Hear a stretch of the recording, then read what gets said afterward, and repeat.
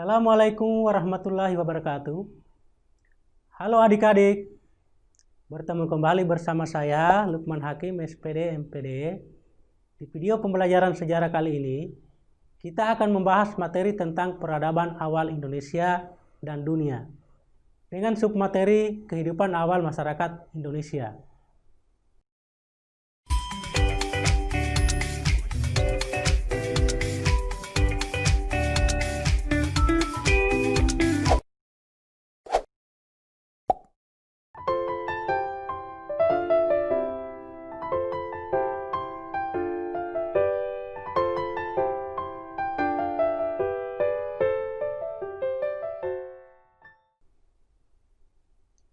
Adik-adik, tahukah kalian dengan tampilan gambar-gambar berikut ini? Gambar-gambar tersebut merupakan hasil-hasil peradaban awal masyarakat Indonesia dalam rangka mempertahankan hidup mereka dengan berbagai macam keterbatasannya. Berdasarkan gambar-gambar tersebut, masyarakat Indonesia pada awalnya sudah memiliki berbagai macam kemampuan dalam rangka menopang dan mempertahankan kelangsungan hidup mereka. Untuk mengetahui lebih jauh mengenai perkembangan kehidupan awal masyarakat Indonesia, tentunya kalian harus memahami terlebih dahulu mengenai pembagian zaman praaksara berdasarkan geologi, peralatan hidup yang digunakan masyarakat pada saat itu. 1. Saman batu. Saman batu terdiri dari saman batu tua atau Paleolitikum, saman batu tengah atau Mesolitikum, saman batu muda atau Neolitikum, dan saman batu besar Megalitikum. 2. Saman logam. Saman logam terdiri dari saman tembaga dan saman besi. Adik-adik, mari kita lihat lebih lanjut mengenai kehidupan masyarakat pada zaman batu. 1. Saman batu tua atau Paleolitikum. Hasil peninggalan kebudayaan pada zaman ini adalah sebagai berikut: kebudayaan Pacitan dan kebudayaan Ngandong. Cara hidup pada zaman ini adalah dengan cara berburu dan mengumpulkan makanan, hunting and food gathering, dan berpindah-pindah atau nomaden. Manusia pendukung yang hidup pada zaman ini adalah Meganthropus paleojapanicus, Pithecanthropus erectus, dan Homo wajakensis. 2. Saman batu tengah atau Mesolitikum. Hasil kebudayaan pada zaman ini adalah kapak genggam Sumatera, joken Modinger, alat-alat tulang dan tanduk, alat-alat serpi, kapak pendek, gerabah, dan lukisan dinding gua. Cara hidup pada zaman ini adalah berburu dan mengumpulkan makanan tingkat lanjut, mulai bercocok tanam secara sederhana, sebagian masih nomaden, sebagian sudah mulai menetap bertempat tinggal di gua-gua, dan sebagian hidup di pesisir menangkap ikan dan kerang.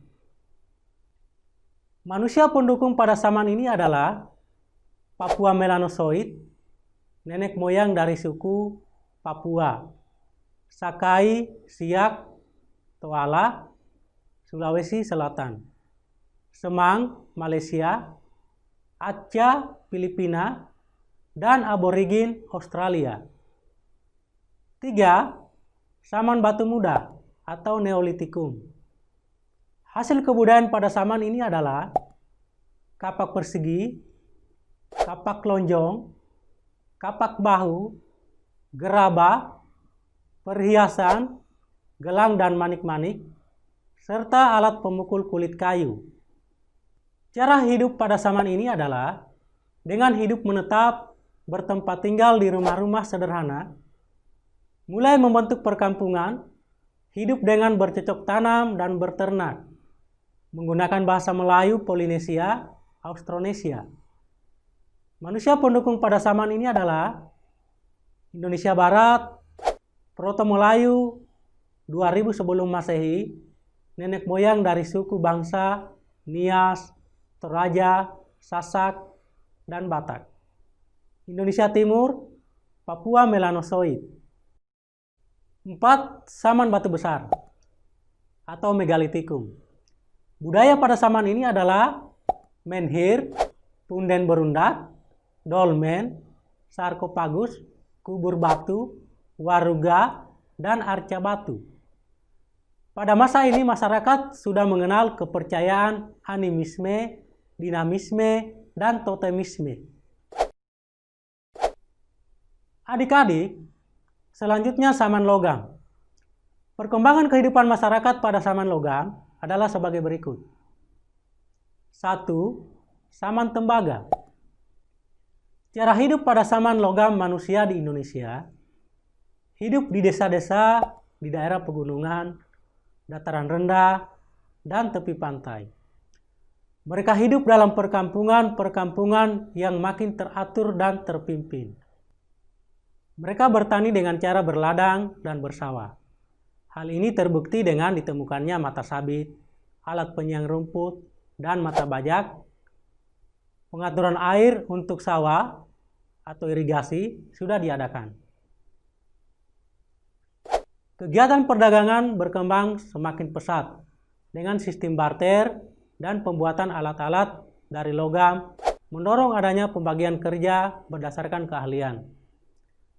Pendukung utama kebudayaan perunggu di Indonesia adalah pendatang baru dari Asia Tenggara daratan. Mereka adalah penduduk Deutero Melayu, Melayu muda, dengan membawa kebudayaan Dongson, Vietnam, yaitu kebudayaan perunggu Asia Tenggara. Deutero Melayu merupakan nenek moyang dari suku bangsa Jawa, Bali, Bugis, Madura, dan sebagainya. 2. Saman besi. Saman besi merupakan saman di mana manusia telah mampu membuat peralatan dari besi yang lebih sempurna daripada tembaga ataupun perunggu.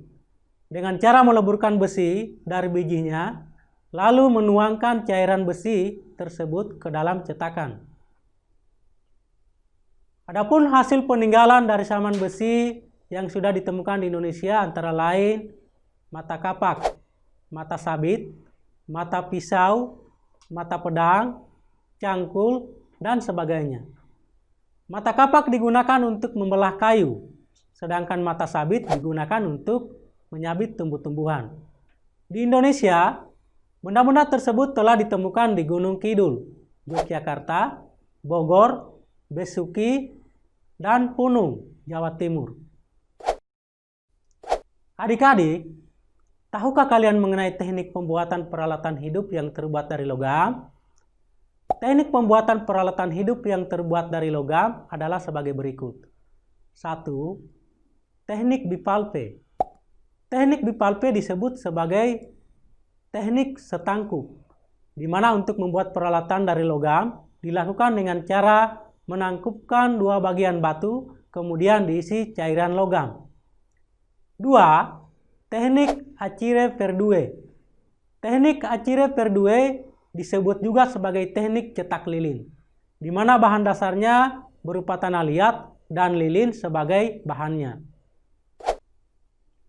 Adik-adik, demikianlah ulasan materi kita hari ini. Semoga bermanfaat.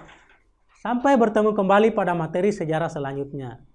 Assalamualaikum warahmatullahi wabarakatuh.